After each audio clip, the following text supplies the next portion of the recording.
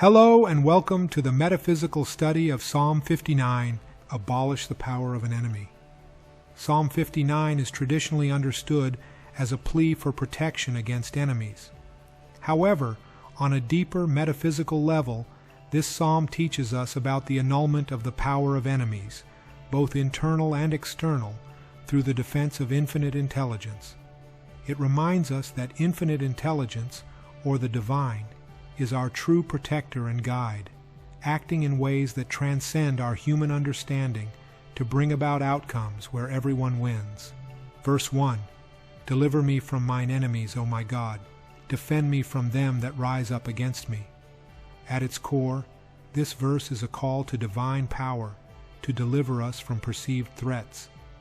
These threats may not only be external, like hostile people or difficult circumstances, but also internal, such as negative thoughts, doubts, fears, or self-sabotaging behaviors. In recognizing that infinite intelligence is our defender, we acknowledge that it has the power to lift us out of any situation that rises against our true divine nature. We align ourselves with this infinite source, trusting that we are guided, guarded, and protected. Verse 2, Deliver me from the workers of iniquity, and save me from bloody men.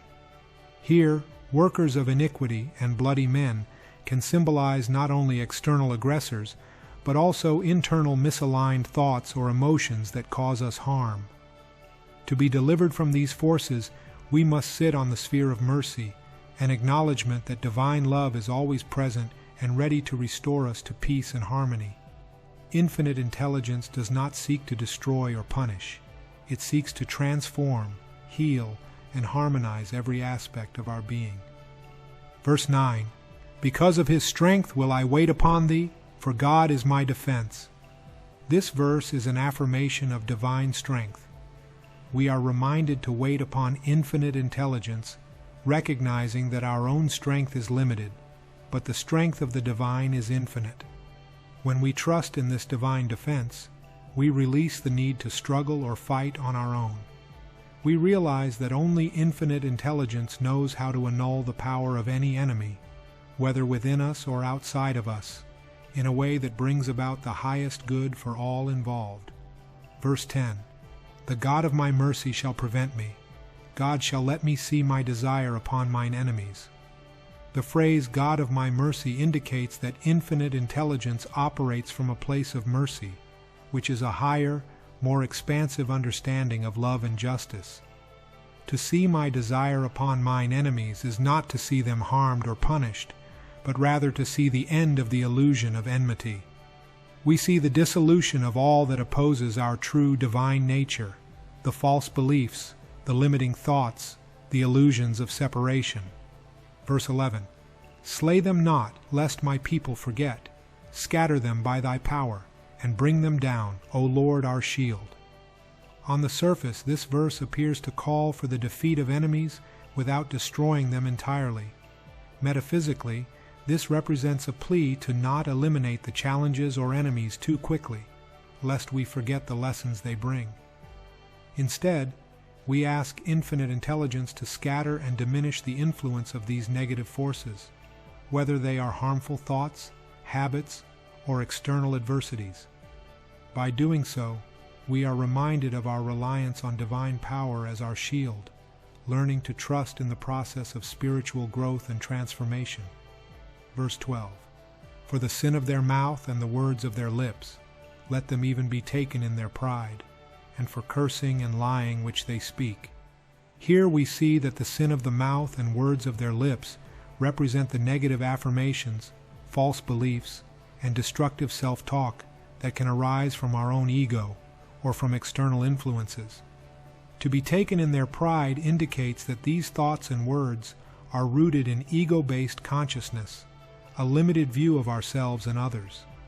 The divine invitation here is to become aware of how these negative patterns arise and seek to be transformed by divine truth, which always speaks of love, unity, and goodness. Verse 13, Consume them in wrath, consume them, that they may not be, and let them know that God ruleth in Jacob unto the ends of the earth. This verse calls for the consumption of negative forces by divine wrath. In metaphysical terms, divine wrath is not anger or punishment, but rather a powerful surge of divine truth and light that eradicates falsehoods and illusions. The goal is for these destructive thoughts and tendencies to not be, to cease to exist as we align more fully with our divine nature.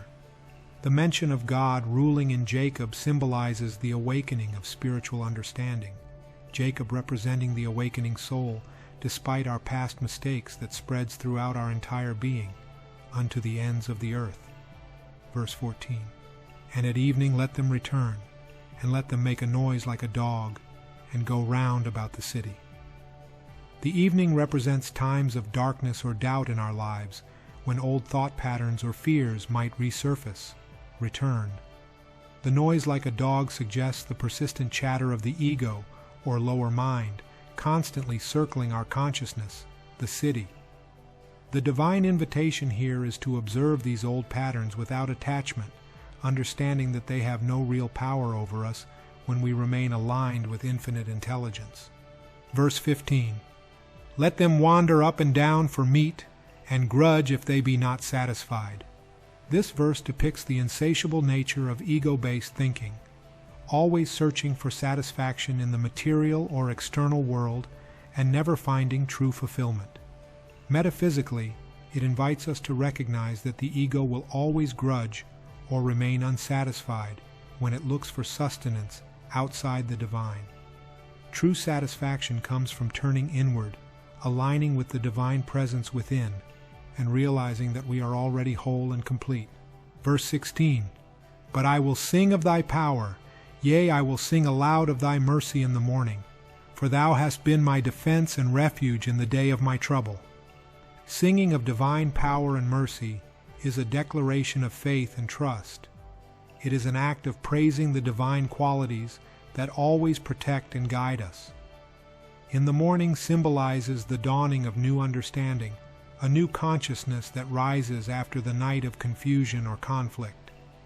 It is in this new light that we realize our true defense has always been infinite intelligence, acting as our refuge. Verse 17. Unto thee, O my strength, will I sing, for God is my defense, and the God of my mercy. We reaffirm our commitment to praising and recognizing divine strength and mercy. The acknowledgement of divine defense becomes a song of gratitude, a constant reminder that no enemy, internal or external, can overpower us when we are aligned with the infinite. This alignment allows for a resolution where all parties, all energies, find their rightful place in harmony, demonstrating that only infinite intelligence knows how to create a situation where everyone wins. In conclusion, Psalm 59 teaches us to shift our consciousness from fear and defensiveness to trust in infinite intelligence. It is a call to let go of our limited human understanding of conflict and enmity and to embrace a higher perspective where divine mercy and justice prevail. In this consciousness, we see that enemies, whether internal or external, are illusions of separation from our true source. As we sit on the sphere of mercy, we invite infinite intelligence to dissolve these illusions, knowing that it will do so in ways that bring peace, healing, and reconciliation to all involved. This psalm reminds us that we are always under the protection and guidance of infinite intelligence, and that the ultimate defense is not to fight, but to align ourselves with the divine, where no real enemy can exist. If you found this video helpful, please let us know in the comments. Please like and share this video. And if you want to be informed of new teachings, please subscribe to our channel. Thank you.